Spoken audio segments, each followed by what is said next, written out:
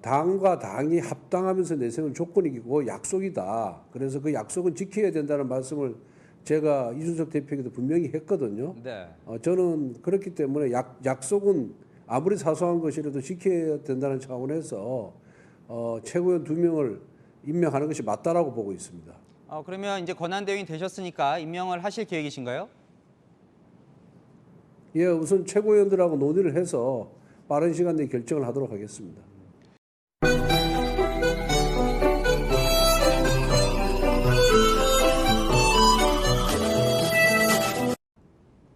네, 권성동 국민의힘 원내대표 연결되어 있습니다. 대표님 안녕하세요.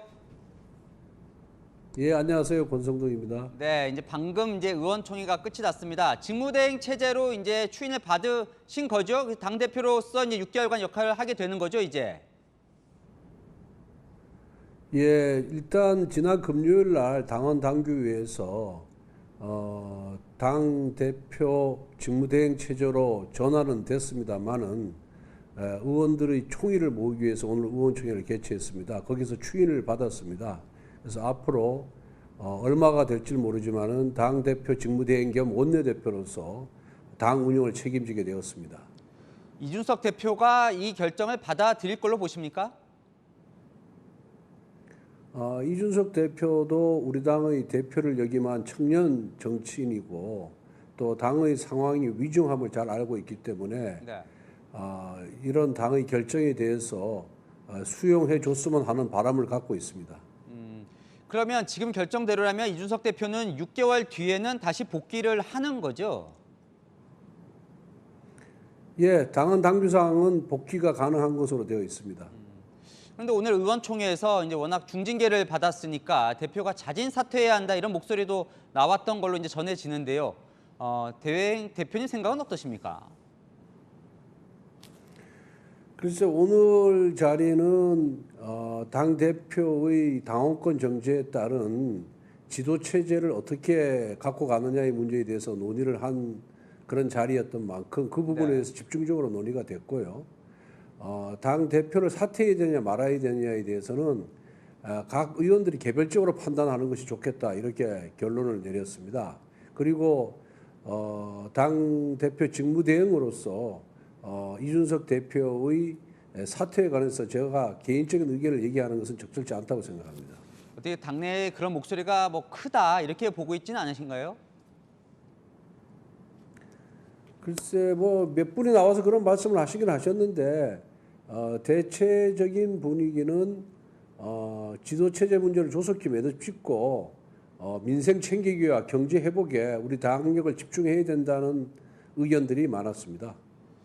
앞서서 이제 뭐 얼마가 될지 모르지만 이런 표현을 쓰시던데 만약에 이준석 대표가 뭐 경찰 조사를 통해서 기소라도 된다면 그렇게 되면 또 거리 상태로 이 조기 전당대회나 비대위로 갈 수도 있는 겁니까? 어떻습니까?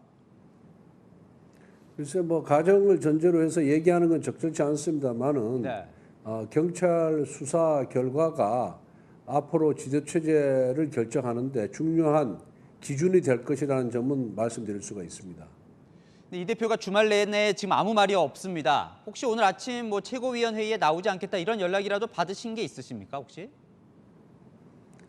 아마 특별한 연락은 받은 것은 없고 아마 뭐 이 대표도 본인의 진로와 또 당의 그런 명운을 위해서 당의 앞날을 위해서 심사숙고하지 않을까 이렇게 생각을 하고 있습니다. 어떻게 이야기를 좀 나눠봐야 하지 않을까요? 혹시라도 뭐 가처분 신청을 내거나 해서 수용할 수 없다 이렇게 나올 수도 있잖아요. 뭐 이제 오늘 의원총회에서도 여러 의원님들이 당 대표와 대화가 필요하다. 네. 그것을 원내대표인 제가 책임지고 해라라는 그런 요청들이 많이 있었습니다. 좀 더 많은 의원들과 논의를 하고 접촉 여부를 결정하도록 그렇게 하겠습니다. 근데 일각에서는 이제 이준석 대표가 대선 앞두고 2030 뭐 호남 이런 약한 고리를 메우는데 상당히 역할을 했다는 평이 있는데 이 도로 자유한국당 되는 것 아니냐 이런 우려도 나오던데요. 그렇지는 않고요. 우리가 이준석 대표가 우리 당에 불러일으키는 새바람에 대해서는 대부분의 의원들이 동의를 하고 당원들이 동의를 하고 있습니다. 그래서 이준석 대표가 우리 당에 끼친 그런 긍정적인 부분에 있어서는 계속해서 계승해서 발전시킬 그런 계획을 갖고 있습니다. 그럼 이준석 대표가 띄워놓은 혁신이 있지 않습니까? 이건 좀 어떻게 하실 계획이세요? 그대로 예. 진행을 할지요? 혁신위는 최고위원의 의결을 거쳐서 구성된 TF거든요. 네. 그리고 당의 자기 혁신, 자기 개혁은 끊임없이 지속돼야 한다고 생각하기 때문에 그런 최고위원회의 결정 사항을 제가 권한 대행이 됐다고 해서 그걸 뒤집을 이유는 전혀 없다 이렇게 생각을 하고 있습니다. 예전에 뭐 장제원 의원이 이렇게 의원 모임 민들레 모임 하실 때 좀 이제 못하게 하신 측면도 좀 있었는데 주말에 또 대규모 지지 모임을 했습니다. 이 시기에 좀 적절하다고 보십니까? 코로나가 조금 완화된 이후에 지구당 차원에서 이미 오래전에 결정된 사항이고 네. 무슨 이준석 대표의 징계와는 저는 무관한 사항입니다. 그래서 거기에 특별한 정치적 의미를 부여할 필요는 없다 이렇게 생각합니다. 그러게요. 근데 또 아니라고 하시지만 이 밖에서는 정권 초부터 여당이 권력 다툼만 하는 거 아니냐 이런 비판도 나오는데 전혀 아닙니까? 저희들이 뭐 권력 다툼 한 것이 없거든요. 다만 이준석 대표가 당원권 정지를 받음으로 인해서 지도 체제를 어떻게 가는 것이 좋겠느냐에 대한 의원들의 그런 충정에서 여러 의견이 나왔을 뿐이지 그것을 건전한 뭐 대화라든지 토론이라고 보는 것이 저는 좋다 이렇게 생각을 하고 있습니다. 그것을 권력 다툼, 권력 투쟁으로 비하해서 보는 것은 적절치가 않습니다. 그렇기 때문에 오늘 의총도 빠른 시간 내에 지도체제 정비를 이끌어낸 것입니다. 또 그렇게 보인 이제 측면 중에 하나가 또 이제 이준석 대표와 뭐 안철수 의원이 맞섰던 국민의당 뭐 최고위원 2명 이런 건 좀 어떻게 하실 계획이세요? 그거는 뭐 이준석 대표 있을 때도 제가 이준석 대표에게도 얘기했지만은 네. 당과 당이 합당하면서 내세운 조건이고 약속이다. 그래서 그 약속은 지켜야 된다는 말씀을 제가 이준석 대표에게도 분명히 했거든요. 네.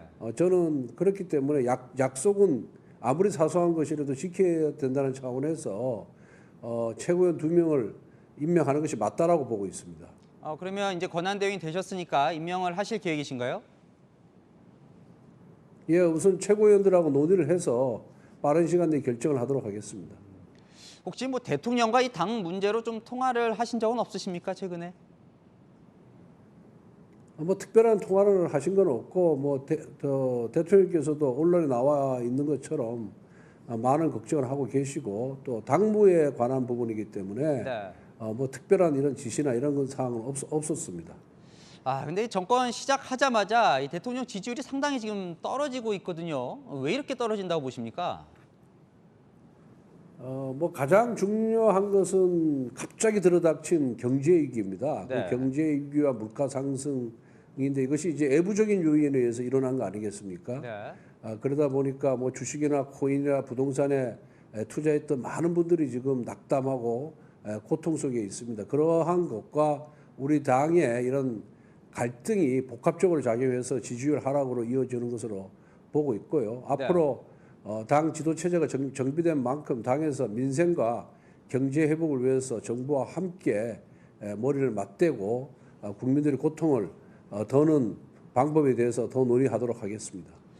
자, 이 대통령 지지율 하락도 원인 중에 하나로 지금 인사 문제가 지적이 되는데요. 이게 검증의 문제인지 이 대통령이 너무 이 폭 좁은 인사풀을 쓴다 이런 지적도 나오는데 그건 어떻게 보세요? 대통령의 인사 원칙은 전문성과 능력이거든요. 네. 그래서 그 전문성과 능력 있는 인사 위주로 사람을 찾고 그리고 계속해서 후보로 발표하는데 또 그런 분들 중에 일부 도덕성에 조금 하자가 있는 부분이 있긴 있습니다. 그런데 그게 뭐 그렇게 업무 수행을 방해할 정도의 그런 결정적인 하자라고 보여지지는 않는데 네. 여하튼 뭐 대통령께서도 좀 더 그 능력이 뛰어나면서도 도덕성에 하자가 없는 분들을 찾기 위해서 노력하고 있는 것으로 알고 있습니다. 오늘 이제 대통령실에서 이제 출근길에 하던 도어 스태핑 기자들과의 질의응답을 이제 잠정 안 하기로 결정을 했는데요. 뭐 최근 대통령 발언 좀 논란도 있었는데 이 도어 스태핑은 어떠세요? 계속 좀 하는 게 좋다고 보십니까? 아니면 좀 당분간 좀 안 하는 게 좋다고 보십니까?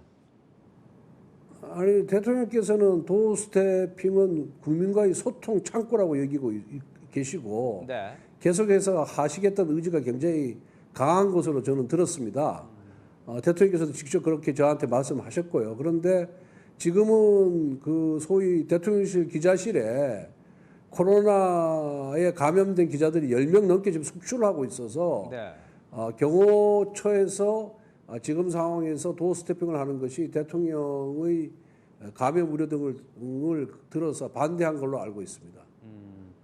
그러면 계속 이제 소통하는 창구로서 그걸 유지하는 게 좋다고 보시네요, 원내대표님도.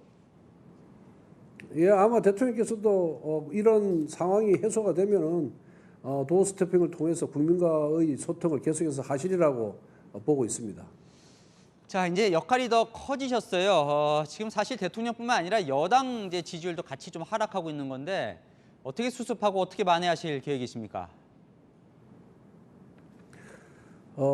결국은 국민들이 민생의 어려움을 해소하고 경제를 회복시키는 것이 당 지지율 회복에 저는 급선무다 이렇게 보고 있습니다. 이제 당내 갈등 상황이 어느 정도 해소된 만큼 조속한 원 구성을 통해서 민생을 챙기는 그런 모습, 또 국민을 낮고 겸손한 자세로 받드는 모습을 꾸준하게 보여주면 언젠가는 지지율이 회복될 것이다, 반등될 것이다 이렇게 보고 있습니다. 마지막으로 이 정권 교체가 됐는데 이거 시작하자마자 너무 힘을 못 쓴다. 예? 민생 지지율만 계속 하락하고 있다 이런 걱정하는 분들도 많이 계시던데 시청자분들께 한 말씀 하시죠. 네, 이게 이제 구조적인 한계가 있습니다. 행정 권력, 대통령 권력은 바꿨지만은 의회 권력은 여전히 민주당이 절대 다수를 차지하고 있고요. 그리고 지금 취임한 지 2달밖에 안 됐습니다. 각종 무슨 언론 환경이라든가 각종 환경이 하루아침에 바뀔 수가 없는 것이거든요. 그리고 대선 지선을 연이어 이제 치르면서 우리 당과 민주당 간의 그런 대결 국면이 해소되지 않았기 때문에 지지율 하락으로 이어지는 것을 보고 있습니다. 여하튼 국민의 뜻이 어디 있는지 좀 더 찾아서 낮고 겸손한 자세로 계속해서 이렇게 당을 운영하고 그다음에 새로운 정책을 개발해서 정말 힘들고 어려운 분들을 위한 민생정당으로 거듭나도록 최선을 다하겠습니다.